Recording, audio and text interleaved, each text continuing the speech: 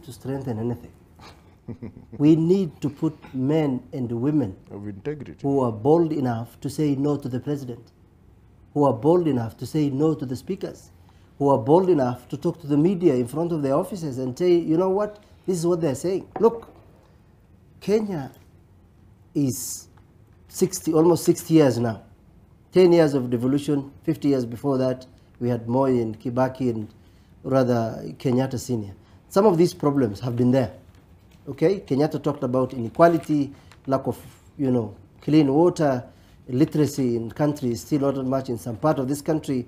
I told you some other time on this show that I've gone to some part in the north where inhabited by the Pokots, they have no school up to today, a whole location of about 500 households.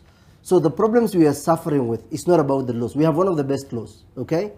How, when I read somewhere, when you think because you have a big house and some good amount of money, that material ownership makes you think that you are better than other people, you are a very poor person.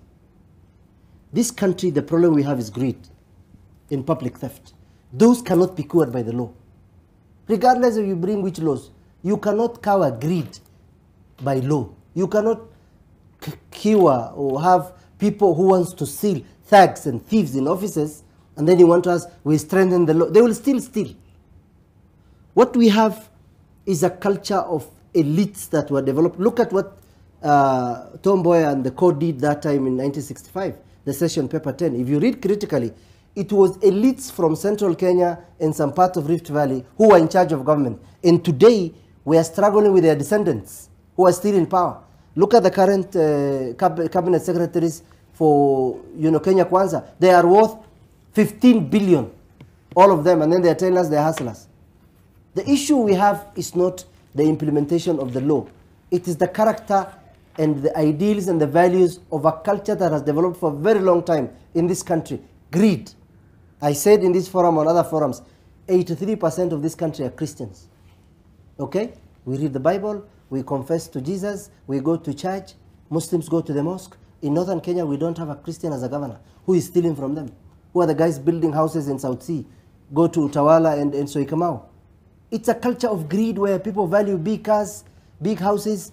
That cannot be cured by the law. So we need to go back to our ethos and say as a country, especially the people of this citizen, how many people are employed? Not 1 million or maybe 2.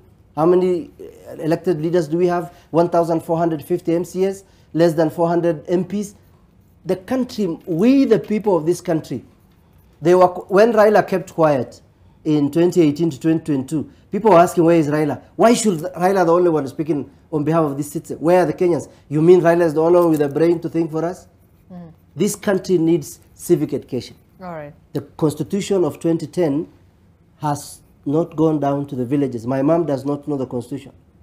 So unless the Kenyan citizen becomes patriotic by being informed of the laws in this country and the rights, but more importantly, on their responsibilities and obligation to this country and to the generations to come. Kenyatta came, he is gone. Moi came, he went. Kibaki left.